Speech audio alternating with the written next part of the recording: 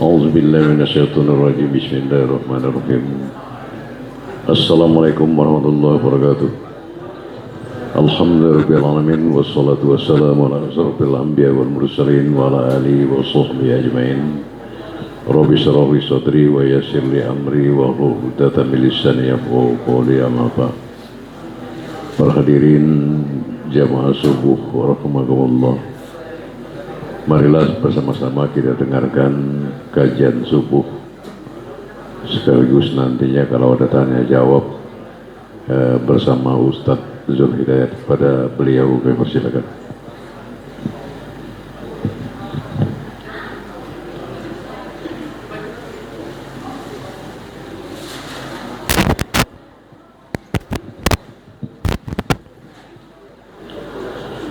Assalamualaikum warahmatullahi wabarakatuh. Bismillahirrahmanirrahim. Alhamdulillahi rabbil alamin. Wabihi nasta'inu ala umurid dunya waddin. Assalatu wassalamu ala ashrafil anbiya'i wal mursalin Sayyidina Muhammadin wa ala alihi wa sahbihi ajma'in, amma ba'du. Qala Allah ta'ala fil Qur'anil Karim, a'udzu billahi minasy syaithanir rajim. Bismillahirrahmanirrahim. Innas salata tanha 'anil fahsya'i wal munkar. Wa qala nabiyuna Muhammad sallallahu alaihi wasallam, ju'ilat qurratu aini fis shalah. Al hadis atau kama qala nabiyuna Muhammad sallallahu alaihi wasallam. Bersyukur kepada Allah dengan mengucapkan alhamdulillah pada pagi hari yang cerah ini kita semua diberikan nikmat oleh Allah Subhanahu wa taala. Nikmat iman, nikmat Islam, sehat, sempat. Alhamdulillah sudah menjalankan perintah Allah, salat subuh, mengikuti sunnah Nabi Muhammad sallallahu alaihi wasallam dengan cara berjamaah. Selanjutnya kita lanjutkan dengan pengajian agama, masih dalam materi rukun-rukun dalam salat. Mudah-mudahan seluruh amal ibadah kita diterima Allah Subhanahu wa taala. Amin ya rabbal alamin. Salawat beriringkan salam tak lupa kita curahkan kepada junjungan kita baginda Nabi Muhammad sallallahu alaihi wasallam dengan mengucapkan Allahumma salli ala sayyidina Muhammad wa ala ali sayyidina Muhammad. Mudah-mudahan kita semua pada hari kiamat mendapatkan syafaat dari beliau. Amin ya rabbal alamin. Bapak dan Ibu jamaah Masjid Al-Qahar yang dimuliakan Allah Subhanahu wa taala, meneruskan pembahasan tentang kerukunan dalam salat. Selanjutnya yang nomor 3 adalah takbiratul ihram. Takbiratul ihram artinya takbir itu seperti yang sudah kita sama-sama ketahui, mengucapkan lafal Allah. Ya. Kabbaro yukabbiru takbiron. Kayak istilah kita kalau lagi lebaran, takbiran. Artinya takbir, mengucapkan Allah. Ihram bermakna haram. Sebelum kita takbir, hukumnya yang tadinya halal, sebelum takbir halal kita mau ngobrol, halal bermain, halal tertawa, tetapi setelah kita takbir jadinya hukumnya haram karena sudah masuk ke dalam sholat, sudah mengerjakan sholat. Makanya diistilahkan dengan takbiratul ihram. Mengucapkan lafal Allah yang tadinya sebelum mengucapkan lafal Allah halal, sekarang ketika mengucapkan lafal Allah karena sudah memasuki sholat maka menjadi hukumnya haram. Itulah makna dari takbiratul ihram. Dan yang menjadi rukun di dalam takbir dalam sholat satu ini saja, yaitu takbiratul ihram. Ini hukumnya wajib, termasuk rukun dalam sholat. Yang pertama kali kita takbir, itulah namanya takbiratul ihram. Adapun perpindahan dari satu rukun ke rukun yang lain Bapak dan Ibu, misalnya kita dari berdiri mau ke ruku, Allahu Akbar, itu namanya takbir intikal, ya. Berpindah lagi misalnya dari tidal ke sujud, Allahu Akbar, itu namanya takbir intikal. Intikal itu perpindahan dari satu rukun ke rukun yang lain. Ini hukumnya sunnah. Yang wajib, yang menjadi rukun adalah takbiratul ihram. Maka karena takbiratul ihram ini hukumnya wajib, termasuk rukun dalam sholat, harus betul kita mengucapkannya. Lafzul jalalah, lafal Allah, apabila sebelumnya berharokat fathah, lafal Allahnya, lamnya ini berharokat fathah, Allah, maka wajib dibaca tebal, Allah, ya. Jangan dijadikan seperti kita mengucapkan wawu mati. Jangan aula, lain artinya. Kalau hamzah a, wawu mati au, terus la, aula, artinya apa? Lebih utama, ya. Jadi jangan Allahu Akbar, jangan.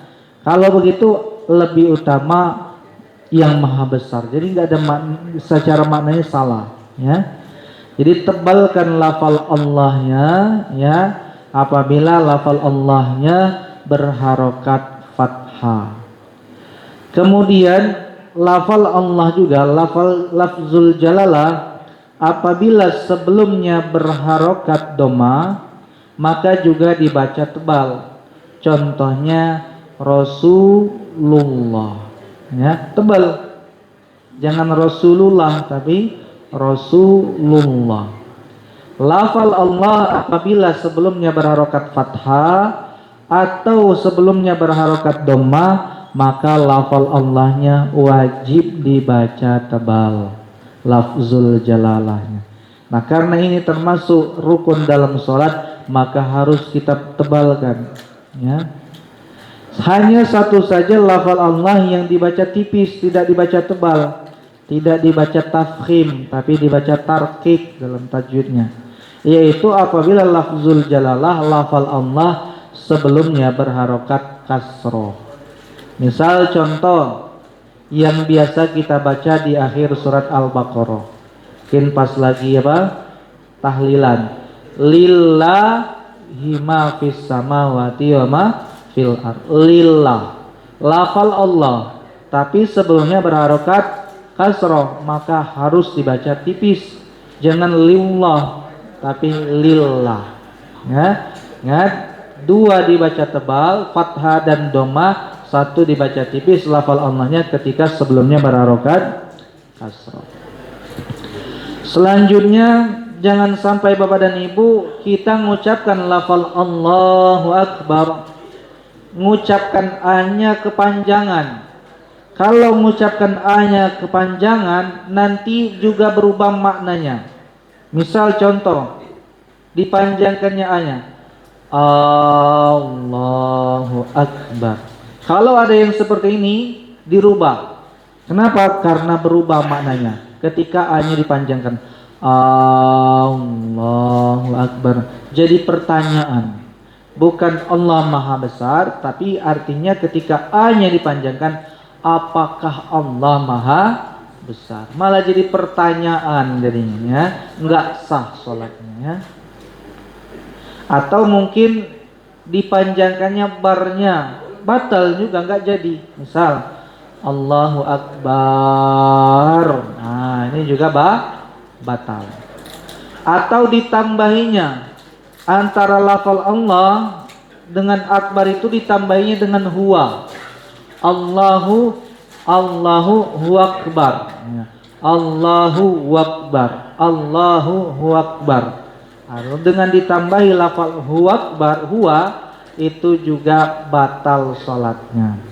Jadi harus tertentu pengucapannya, sudah ada ketentuannya, yaitu mengucapkannya Allahu Akbar, ya. Jangan A-nya dipanjangkan, jangan bar-nya dipanjangkan.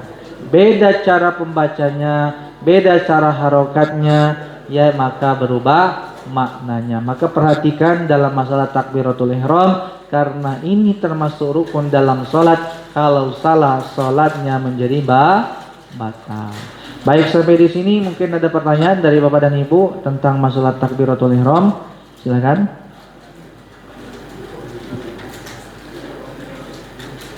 Ada pertanyaan tentang masalah takbir?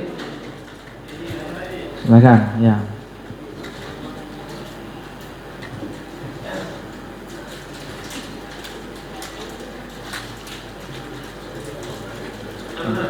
Ya, boleh.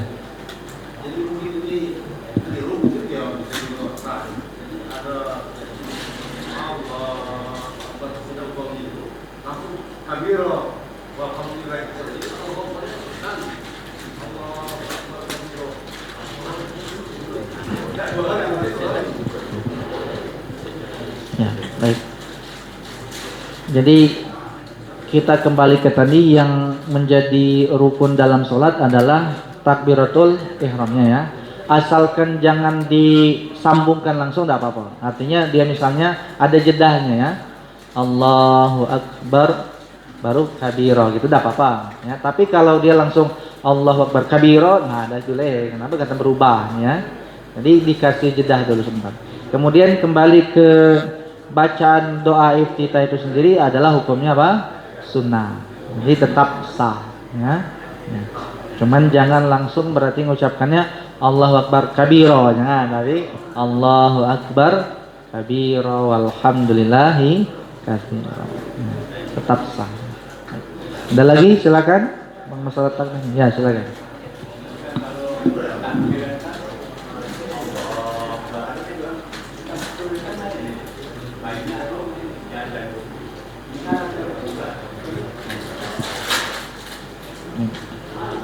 Ya. Yang menjadi rukun di dalam sholat adalah takbiratul ihramnya, mengucapkan Allahu Akbar. Adapun mengangkat tangan itu hukumnya sunnah. Ya. Jadi kalau seumpama kita nggak angkat tangan, misal contoh, ada kawan kita di samping misalnya kan, takbir dia, Allahu Akbar, tapi tangannya nggak diangkatnya, atau mungkin diletakkannya begini. Bagaimana status sholatnya kawan kita ini? Sah. Ya, karena yang menjadi rukun adalah takbiratul ihramnya. Terus ngangkat tangan hukumnya sunnah. Boleh dua cara. Satu riwayat seperti yang kita pakai dalam mazhab Syafi'i, sejajar dengan telinga. Ya. Satu pendapat lagi sejajar dengan dada. Jadi dua-duanya betul, ada dua riwayat. Silakan. Kalaupun nggak angkat tangan seperti kami sampaikan tadi, tetap sah. Karena ngangkat tangan hukumnya sunnah. Nah, cuman untuk kita memakai ya yang dipakai oleh mazhab Syafi'i, yaitu sejajar dengan apa? Dengan telinga. Apa makna hikmah dari kita ngangkat tangan, Bapak dan Ibu? Itu rupanya maknanya sangat dalam hikmahnya. Ya. Ketika kita takbir mengucapkan Allah, ngangkat tangan, sunnah ngangkat tangannya, kita ngangkat tangan dari bawah ke atas, itu bermakna kita mengagungkan Allah. Yang kita angkat, yang kita besarkan adalah Allah. Itu maknanya ya.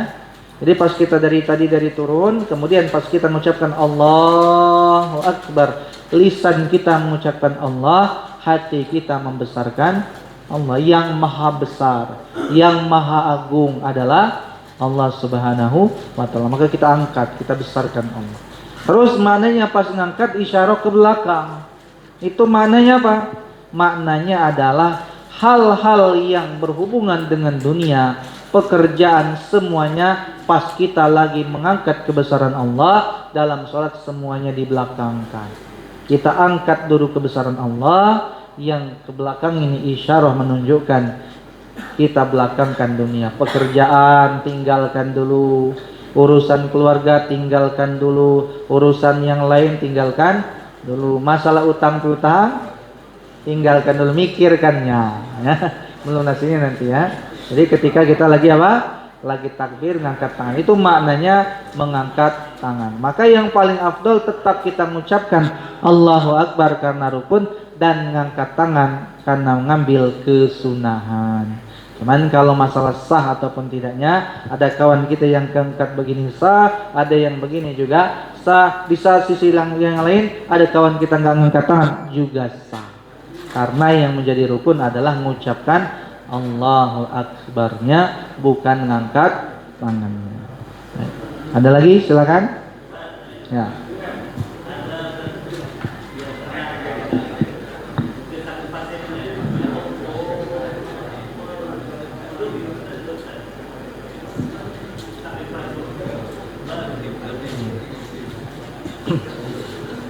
Di lafal ro itu kan termasuk ro yang sebelumnya berharokat fathah, ya, itu memang dibaca tebal, gitu ya. Seperti tadi lafal Allah, ya, kalau sebelumnya berharokat fathah atau sebelumnya berharokat dhamma maka dibaca tebal. Tapi kalau dari harokat kasroh, ro-nya maka dibaca tipis. Nah, mungkin kawan kita ini sebenarnya dia tuh mengucapkan itu karena nebalkan tadi kan, ya, sehingga kelihatannya seperti Allahu Akbar gitu kan, jadi Akbar gitu ya. Ya, tidak merubah makna karena sebenarnya niatnya itu adalah untuk menebalkan bacaan apa? Ro-nya tetap sah, ya. Baik. Ya.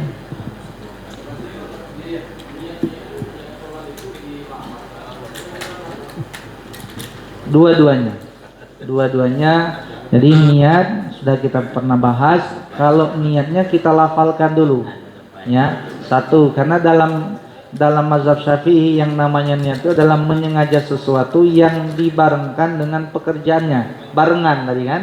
Pas kita takbir niatnya dalam hati, tapi melafalkannya sebelum kita takbir hukumnya sunnah. Jadi dua-duanya kita jalankan. Melafalkan dulu misalnya subuh, usolli fardhu subhi rakaataini makmuman misalnya kan, kita lafalkan dulu, nanti pas takbir niat dalam hati, dapat sunnahnya, dapat juga fardunya, dapat rukunnya. Kenapa kita lafalkan dulu? Supaya membantu hati kita, ya, membantu memudahkan mengucapkan niat apa yang kita ucapkan tadi. Sebelum wudu kita ucapkan dulu, pas nempelkan air ke wajah niat dalam hati, itu memudahkan. Kenapa? Karena kalau kita belum diawali dengan ucapan itu agak sulit. Kenapa belum dilatih? Sebenarnya kan latihan dulu dengan diucapkan, bantu hati nanti sehingga mudah pas takbiratul ihram. Jadi dua-duanya dipakai. Sunnahnya sebelum kita ngangkat tangan ucapkan, pas ngangkat tangan niatkan dalam hati. Ya.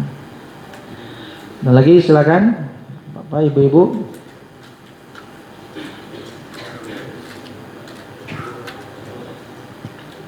Lanjut. Baik. Kemudian yang keempat termasuk rukun di dalam sholat adalah qiraatul Fatihah, membaca Al-Fatihah. Hadis yang diriwayatkan oleh Imam Bukhari Muslim, la salata liman lam yaqra bi Fatihatil Kitab. Tidak sempurna, tidak sah sholatnya bagi orang yang tidak membaca Fatihatul Kitab, surat Al-Fatihah. Ya, inilah termasuk landasan sebagai dalil mazhab Syafi'i menjadikan surat Al-Fatihah adalah termasuk rukun di dalam salat. Hadisnya. Nah, kemudian di dalam surat Al-Fatihah ini untuk kita mazhab Syafi'i membaca Bismillahirrahmanirrahim termasuk bagian ayat dari surat Al-Fatihah. Di 7 ayat itu Bismillah juga termasuk. Maka kalau jadi imam, ya, dalam lingkungan yang mayoritas mazhabnya Syafi'i, jangan memaksakan diri meninggalkan baca Bismillah, kurang adab. Ya. Misalnya mungkin jadwalnya siapa yang jadi imam, sementara mayoritas daerah masjid sini kan biasanya memang pakai Bismillah, majulah dia. Atau mungkin misalnya Jumat atau mungkin Imam Idul Fitri, menyesuaikan.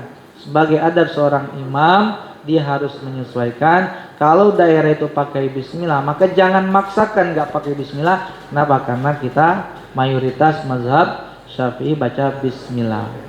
Ya, karena bismillahirrahmanirrahim termasuk bagian ayat dari surat Al-Fatihah. Nah, di saat inilah Bapak dan Ibu, ketika kita membaca qiraatul Fatihah, ini adalah dialog langsung, kontak langsung kita kepada Allah Subhanahu wa taala.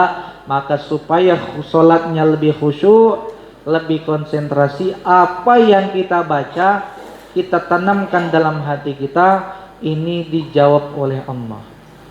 Nah, jadi ketika kita mengucapkan bismillahirrahmanirrahim dengan menyebut nama Allah yang Maha Pengasih, yang Maha Penyayang, alhamdulillahirabbil alamin, jangan sampai salah mengucapkannya. Maka ucapan pujian kita, segala puji milik Allah Tuhan semesta alam, dijawab langsung oleh Allah, hamidani abdi. Ya, segala puji milik Allah Tuhan semesta alam, dijawab dialog kita oleh Allah, hambaku memujiku, kata Allah. Ya, jadi Allah senang ya ketika kita ini memuji Allah dalam sholat, dijawab oleh Allah dalam hadis qudsinya. Kemudian ketika kita mengucapkan Ar-Rahmanir-Rahim, zat yang Maha Pengasih dan Maha Penyayang, dijawab oleh Allah Subhanahu wa taala, asna alayya abdi, hambaku memujiku lagi. Ya. Maliki yaumiddin, pemilik hari kiamat, hari pembalasan. Ya.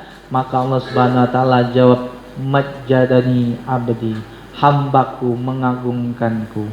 Maka tiga ini, ayat yang pertama yang dari ucapan tahmid tadi, alhamdulillahirabbil alamin, ar-rahmanirrahim, malik yaumiddin, ini hak untuk Allah supaya kita puji. Ya. Kemudian iyyaka na'budu wa iyyaka nasta'in, nah ini adalah untuk kita. Ini adalah sebagai pengabdian kita kepada Allah Subhanahu wa taala, manfaatnya kepada kita. Hanya kepadamu ya Allah kami menyembah, dan hanya kepadamu kami minta pertolongan. Ya. Nah, ketika kita betul dalam mengucapkannya, dalam mengucapkan iyyaka na'budu wa iyyaka nasta'in, maka kata Allah Subhanahu wa taala, ini antara ku dan antara hambaku, wali abdi masalah, apapun permintaan hambaku akan aku kabulkan ketika bacaan Al-Fatihahnya betul. Jadi pas kita baca Al-Fatihah itu saja Pak Bu, kalau bacaan kita betul ya, maka segala permintaan yang kita minta dikabulkan oleh Allah. Ya. Wali abdi masalah, apapun yang diminta oleh hambaku akan aku kabulkan. Cuman permasalahannya kenapa sudah sholat tapi permintaan kita belum dikabulkan? Mungkin bisa jadi dalam suratul Fatihahnya masih ada yang keliru. Ya, misal contohnya alhamdulillahirabbil alamin. Ya, dia salah mengucapkannya. Diucapkannya alamin. Alhamdulillahirabbil alamin. Kalau pakai ain ya, segala puji milik Allah Tuhan semesta alam. Tapi kalau dirubah menjadi alamin, jadi hamzah ataupun alif, maka segala puji bagi Allah Tuhan yang sakit. Makanya enggak kabul-kabul doanya, karena bukan muji Allah tapi menyebutkan Allah yang sakit, tertolak ya. Salatnya tertolak, doanya tertolak karena mendoakan Allah sakit gara-gara salah cara bacaan. Perbaiki, tahsin bacaan surat suratul Fatihahnya, karena ini termasuk rukun dalam sholat ya. Kemudian Ar-Rahmanir-Rahim, Maliki yaumiddin. Maliki yaumiddin ya, kalau memang kita belum belajar qiraahnya, Maliki yaumiddin harus panjangnya dua harokat. Tapi nanti mungkin kalau sudah belajar, maka nanti boleh di rekat yang kedua manya pendekkan Maliki yaumiddin ya. Nah, kemudian ini yang sering keliru. Bukan hanya salah huruf tapi mengurangi tasydid juga berbahaya Pak Ibu. Yang iyyaka na'budu wa iyyaka nasta'in. Kalau kita pakai tasydid Iyyaka hanya kepadamu kepada Allah. Na'budu wa iyyaka dan hanya kepadamu kepada Allah kami meminta pertolongan. Nasta'in. Tapi kalau enggak pakai tasdid, kata Imam Ibnu Katsir maknanya iyyaka daw'u syamsi, sinar matahari. Ya. Iyyaka na'budu wa iyyaka nasta'in, padamu matahari kami menyembah dan padamu matahari kami mohon pertolongan. Satu saja salahnya apa? Salah tasdid, salah arti.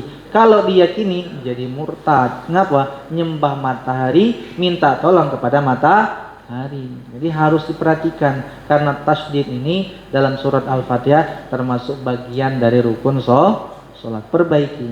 Ya. Jadi imam bawa jamaah jangan nggak pakai tasdid. Ya. Jadi makmum harus diperbaiki. Jadi status kita jadi makmum maupun jadi imam untuk mengucapkan iyyaka na'budu wa iyyaka nasta'in harus pakai tasdid, harus pakai syaddu. Kalau enggak jadinya berubah maknanya. Baik, ada pertanyaan? Silakan. Tentang bacaan Al-Fatihah. Ya.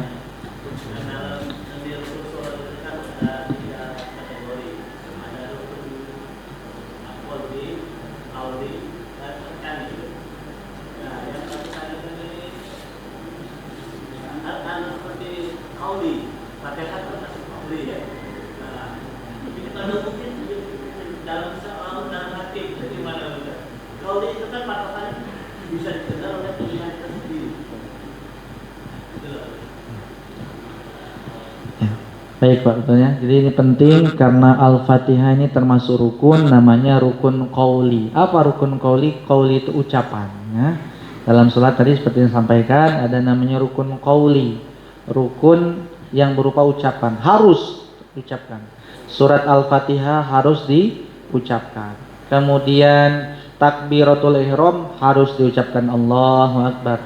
Salawat kepada Nabi harus diucapkan. Tahiyat harus diucapkan, tasyahud harus diucapkan. Dan seberapa kadar kita mengucapkannya itu seperti yang disampaikan tadi, terdengar oleh telinga kita masing-masing. Jadi kalau enggak terdengar ya, misalnya habis takbir Allahu Akbar, enggak tahu apa yang dibacanya Bapak itu, cuman diam itulah kan. Nah, ikuti imam kan katanya kan. Jadilah dibacakan imam. Enggak sah ya.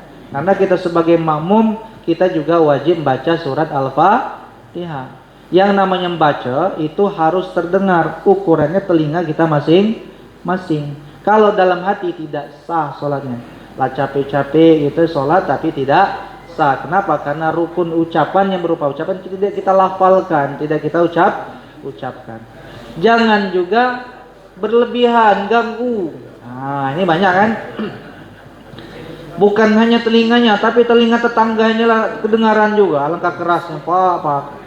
Terganggu, zolim namanya ya. Sampai yang sebelah kanan, belakang kedengaran. Alhamdulillahirabbil alamin. Makmum padahal. Ya, jangan. Ya, karena itu ganggu khusyuknya kawan. Kawan khusyuk dalam sholat keganggu. Apalagi kalau diulang-ulang oleh yang keras tadi kan. Alhamdulillahirabbil alamin. Walau kesalnian kawan kita kan, kalau bukan dalam sholat injak kaki itu ya, jangan terlalu keras sehingga mengganggu kawan kita sebelah kanan, sebelah kiri dan depan. Paling pas terdengar oleh telinga kita sendiri. Jangan dalam hati sehingga tidak terdengar, jangan terlalu keras sehingga mengganggu. Di antaranya ya, yang sedang-sedang saja terdengar oleh telinga kita masing-masing. Itu yang berupa rukun qauli. Mengucapkan takbir cukup untuk kita. Ini tidak sampai kaget kawan-kawan takbiran. Sudah lurus sholat kan, dia baru ini kan kawan dalam musuh Allahu Akbar ya kaget kawan kita. Nah, jangan ya. Apalagi kalau dia yang jantungan, cukup terdengar oleh telinga kita masing-masing. Tahiyat juga begitu kan, kadang-kadang kedengaran kan. At-tahiyatul mubarakatuh sholawatut thayyibatul. Iya, yang baca tadi bisa dia selesai, yang sampingnya tidak selesai, terganggu. Ada yang ketinggalan ini, tinggalan itu kan tadi kan. Makanya jangan terlalu keras, jangan terlalu kuat, standar saja ya. Terdengar telinga kita masing-masing. Ingat, Jangan nggak kedengaran, mengucapkan cuman dalam hati, jangan juga terlalu kuat, jangan terlalu keras. Cukup terdengar oleh telinga masing-masing. Ini yang berupa rukun qauli. Takbiratul ihramnya harus terdengar telinga masing-masing. Kemudian apa? Bacaan Al-Fatihahnya, ya. Itu termasuk namanya rukun qauli. Begitu Pak ya. Dengan diam saja harus tetap baca. Ada lagi pertanyaan, silakan.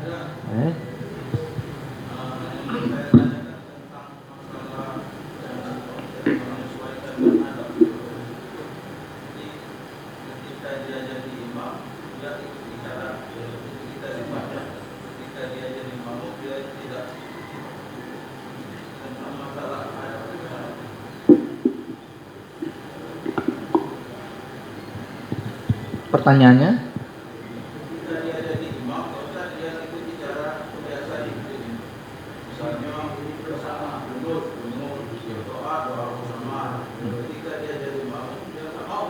Oh.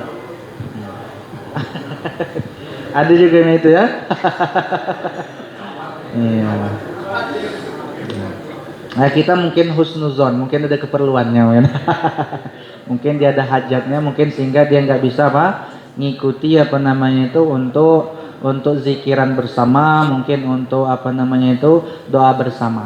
Cuman ya begitu bagusnya. Kalau sudah jadi imam, itu berarti sebagai contoh, sebagai panutan. Jadi diperhatikan orang. Ya tadi kan kalau jadi imam yaitu suratnya bacanya sholatnya panjang-panjang, tapi pas sholat diwian cepet kali sholatnya kan. Nah ini kita jadi contoh ini kan. Kalau berjamaah saja yang dia dipanjang-panjangkan, pas di sholat sunnah dipendekkan. Jadi kadang-kadang tidak terlalu diperhatikannya. Jangan.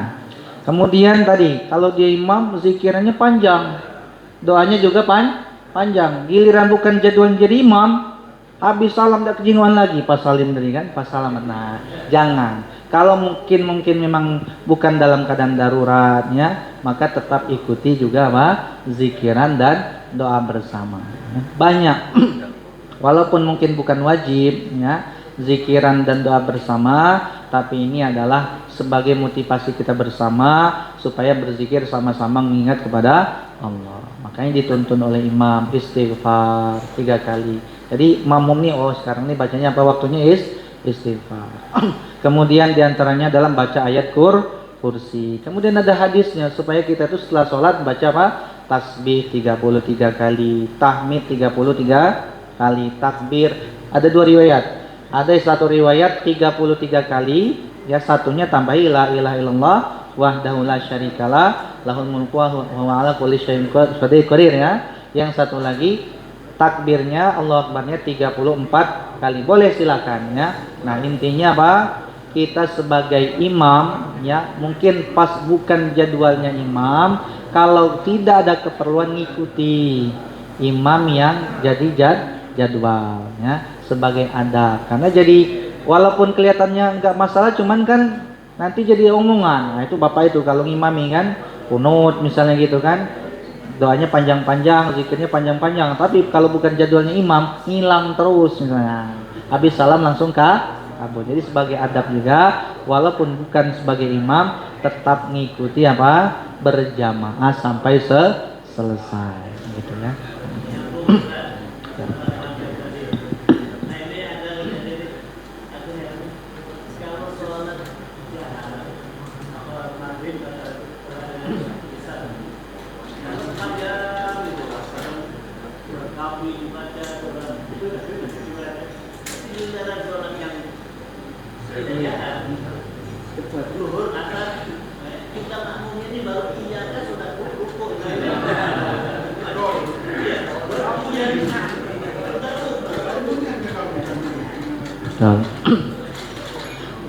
Tadi kitanya sekaligus juga pembahasan tentang masalah hubungan antara imam dengan makmum.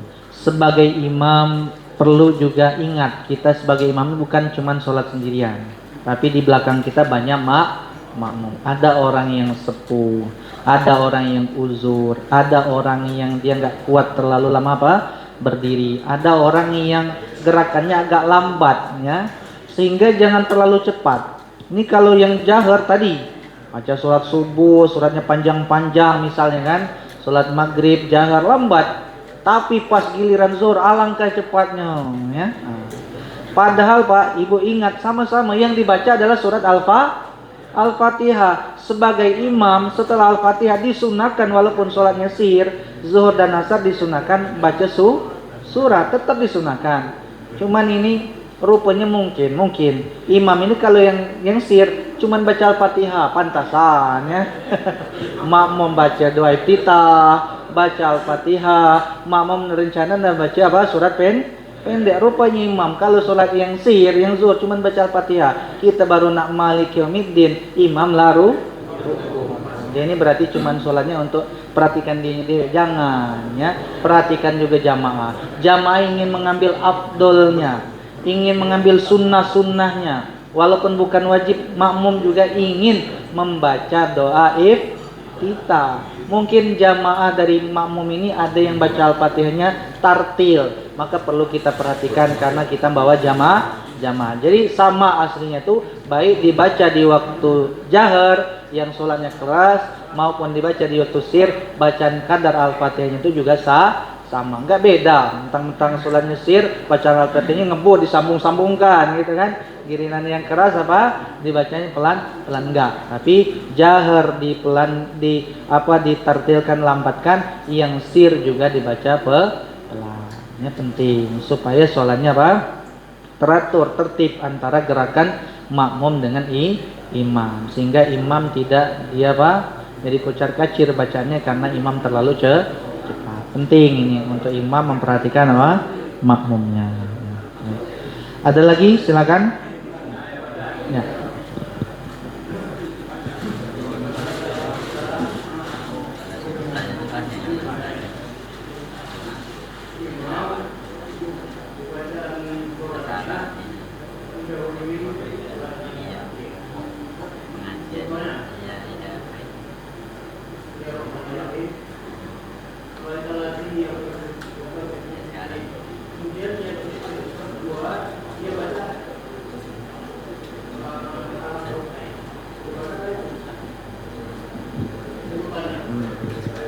Jadi membaca surat tidak sesuai dengan urutan, mungkin jadi imam atau kita sebagai makmum.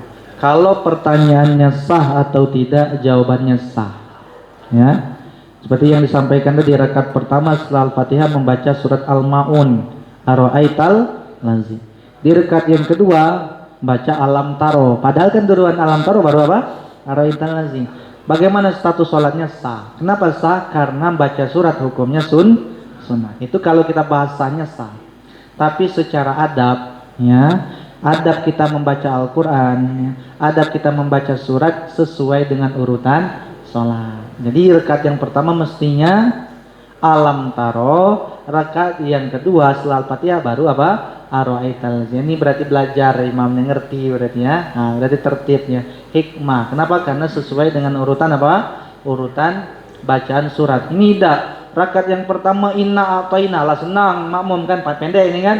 Rupanya rakaat yang kedua lillahi ma fis samawati wa ma fil ana. Ya. Nah, ini berutuk jamaahnya kan. Tadi lah pendek, sekarang panjang. Ya kalau sahnya sah. Cuman berarti imam ini kurang belajar tentang tata cara ketika menjadi imam. Kalau bahasan sahnya sah, tapi sebagai adabnya kurang. Jadi sesuai dengan urutan apa? Urutan sah. Kalau makmum, imam sudah membaca rakaat pertama kulhu, ini dugaan imam, rakaat kedua pasti kalau udah al-falaq an-nas. Rupanya lain. Nah, berarti kan tidak sesuai dengan apa dugaan apa? Makmum. Rakaat yang pertama kulhu, balik ke rakaat yang kedua wadduha, rumahnya bacanya mam ini. Ya agak aneh saja begitu kan, tidak sesuai kan. Kalau sahnya tetap sah, cuman tidak sesuai dengan apa? Dengan urutan surat. Seperti kita di bulan Ramadan urut gitu kan. Alhaqumut takasur, kemudian apa? Wal asr ya, wailul, alam tar, begitu urutannya ya. Jangan kita dari ini ke depan. Jadi sah, cuman kurang beradab. Ada lagi, ya kan? Ya.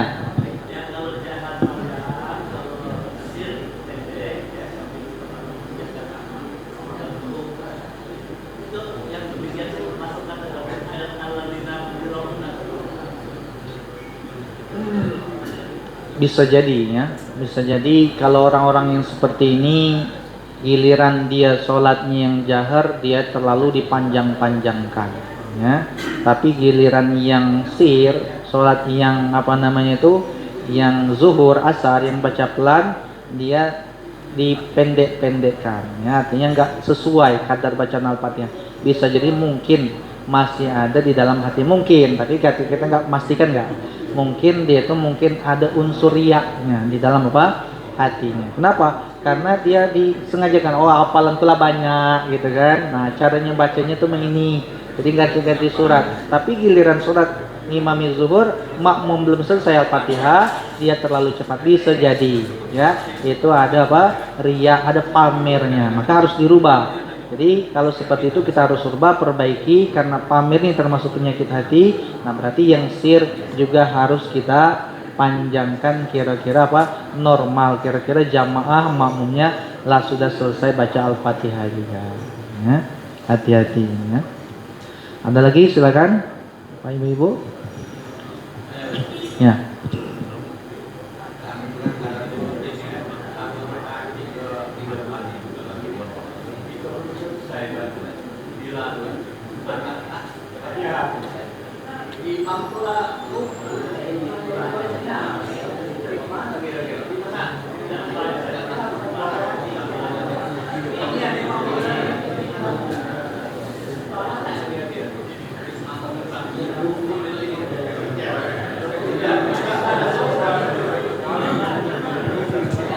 Ya.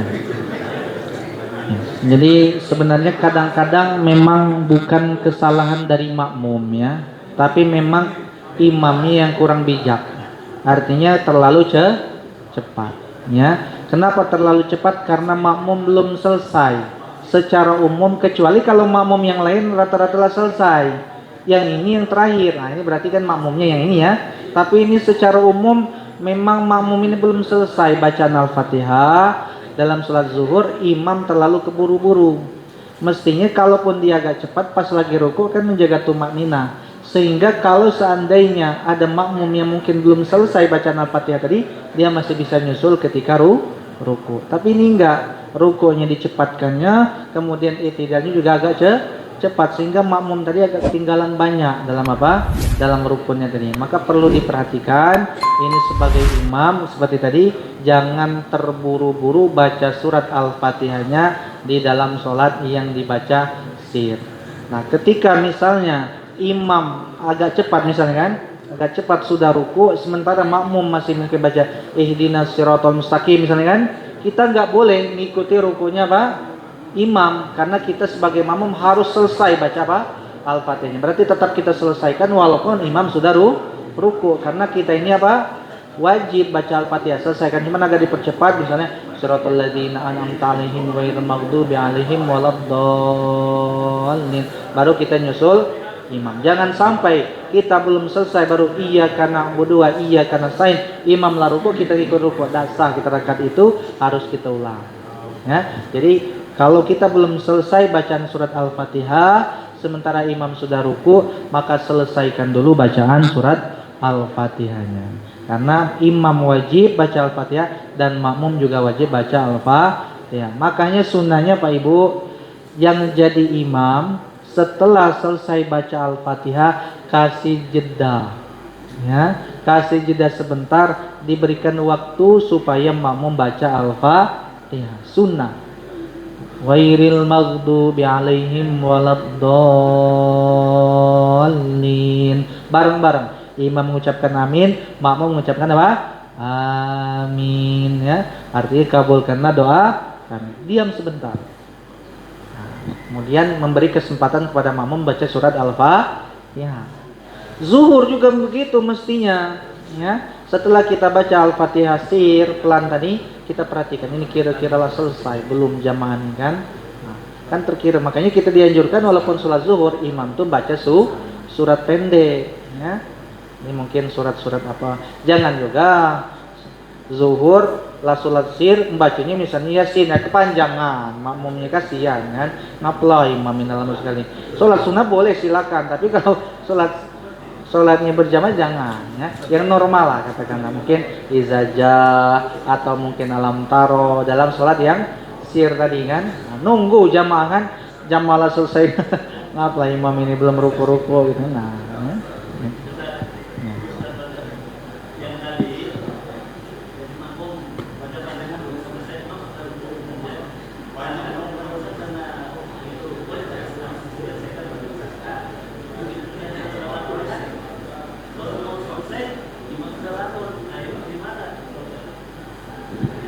Tetap sah karena dia ya karena ya selesaikan baca Al-Fatihah tadi ya, makmum tadi ya, selesaikan kita bacaan Al-Fatihah tadi, imam sudah ruku, kemudian kita mungkin belum selesai atau kita sudah mau selesai tapi imam posisinya sudah bangun dari apa? Ruku. Maka tetap kita selesaikan bacaan Al-Fatihah kita tadi, cuman dipercepat ya. Bacaan Al-Fatihahnya langsung kita ruku. Tetap harus ruku. Jangan sampai mentang-mentang imam sudah i'tidal, kita masih berdiri langsung i'tidal juga. Gimana jadinya? Sementara ruku adalah rukun dalam sholat. Jadi tetap kita selesaikan bacaan Al-Fatihah, kita harus ruku walaupun imam sudah i'tidal. Karena kita belum ketinggalan dua rukun yang panjang. Dua rukun ya.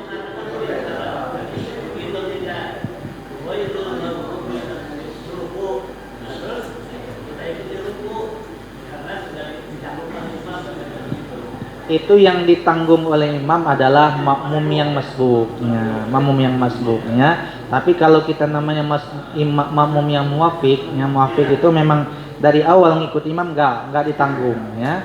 Jadi kalau seumpama kita dari awal memanglah posisilah sholat di belakang imam takbir, kita ngikut takbir, imam baca Al-Fatihah, kemudian kita misalnya selesai baca Al-Fatihah, imam kita baca Al-Fatihah, maka setelah itu walaupun imam sudah ruku, tetap wajib kita selesaikan bacaan Al-Fatihah. Imam sudah tidak, tetap harus diselesaikan bacaan Al-Fatihah.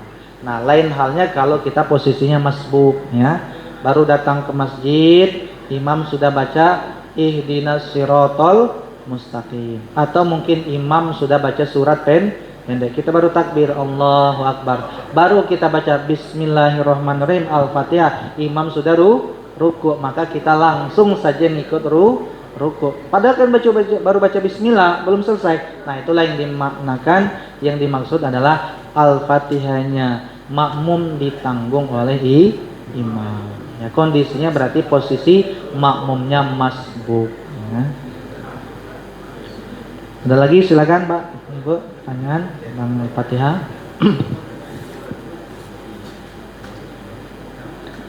Nah, kemudian ihdinas siratal mustaqim ini adalah doa ya. Jadi sebenarnya kita pas dalam surat Al-Fatihah dalam sholat saja, ini baru dalam bacaan surat Al-Fatihah itu pun kita sudah berdoa.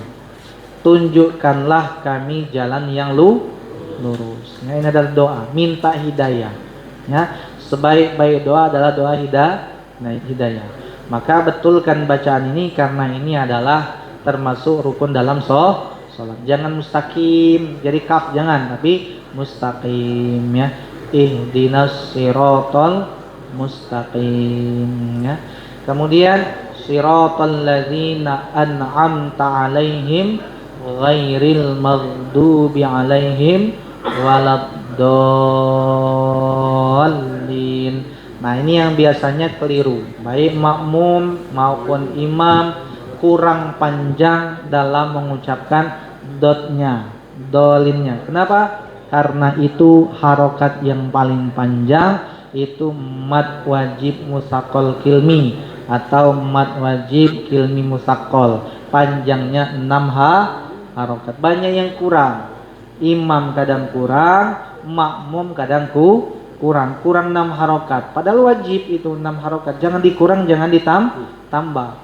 Mau sholatnya sholat sir, sholat yang jahar, tetap dotnya panjangnya 6 harokat. Ini wajib, namanya juga mad wajib kan, berarti wajib dipanjangkan. Nah, ini kita banyak keliru. Jadi kalau kurang panjang, panjangkan di dotnya. Kalau masih 4, tambahi jadikan 6. Kalau masih misalnya kurang baru 2, jadikan jadi apa? 6. Karena ini adalah termasuk rukun di dalam sholat. Ya.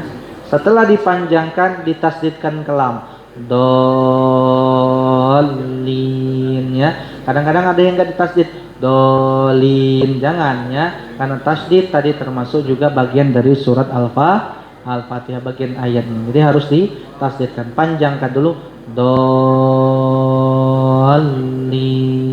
ya, nggak boleh kurang ya, jadi harus ditasdidkan. Dalam surat Al-Fatihah huruf-hurufnya harus betul, tasdidnya jangan sampai kurang ya. Ada pertanyaan lagi Pak Ibu, silakan tentang masalah Al-Fatihah.